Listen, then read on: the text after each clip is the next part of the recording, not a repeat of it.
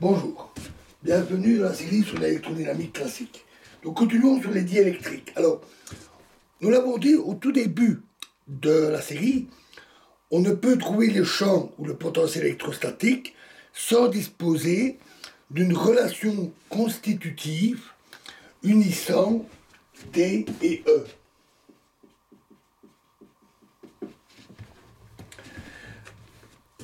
Dans la suite, nous supposerons que la réaction du système au champ appliqué, est linéaire. Cela exclut la ferroélectricité de notre discussion, mais sans véritablement en restreindre la portée, pour autant que les intensités des champs ne soient pas extrêmement élevées. Nous supposerons en outre, toujours pour simplifier, que le milieu est isotrope. La polarisation P est alors parallèle à E et le coefficient de proportionnalité indépendant de la direction. On a alors P, la polarisation, égale epsilon 0 xi E de E, fois E. La constante xi E est la susceptibilité électrique du milieu. L'induction D est alors proportionnelle à E. D égale epsilon E avec epsilon égale epsilon 0 fois 1 plus xi E. Cette valeur est appelée la permittivité électrique. Epsilon sur epsilon 0, qui est égal à 1 plus xi E, s'appelle la constante diélectrique ou la permittivité électrique relative, comparée au vide. Si le diélectrique est non seulement isotrope, mais en outre uniforme, epsilon est alors indépendant de la position. L'équation de la divergence peut alors s'écrire nabla E égale ρ sur epsilon. Tous les problèmes dans ce milieu se ramènent, donc tous les problèmes que nous avons vus avant, se ramènent à ceux que nous avons étudiés, sauf que les champs électriques produits par les charges données sont réduits d'un facteur epsilon 0 sur epsilon.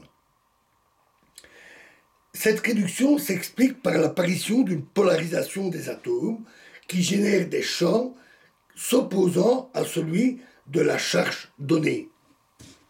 L'une des conséquences immédiates de cette uniformité est que si on emplit d'un milieu diélectrique l'espace compris entre les deux armatures d'un condensateur, la capacité du condensateur augmente d'un facteur epsilon sur epsilon 0, à condition de pouvoir négliger les champs de bord.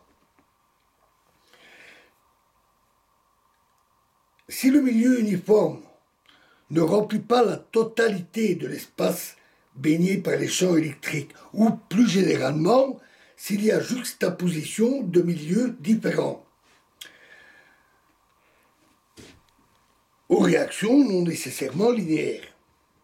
Se pose alors le problème des conditions aux limites entre D et E, aux interfaces entre ces milieux.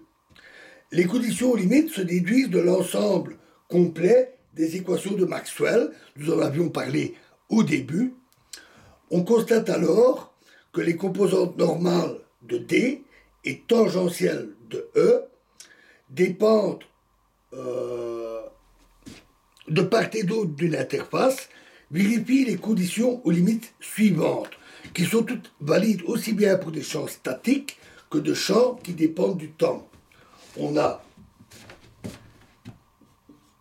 D2 moins D1 fois N21 égale sigma, et E2 moins E1 fois N21, produit vectoriel, N21 égale 0. Où N21 est un vecteur unité, normal à l'interface et orienté du milieu 1 vers le milieu 2. Et sigma est la densité de charge électrique surfacique macroscopique à l'interface, qui n'inclut pas la charge de polarisation. Donc voilà pour les bases pour les diélectriques. Dans la prochaine vidéo, nous examinerons les problèmes ou limites, que nous avons déjà souvent étudiés, en présence de diélectrique. Je vous remercie.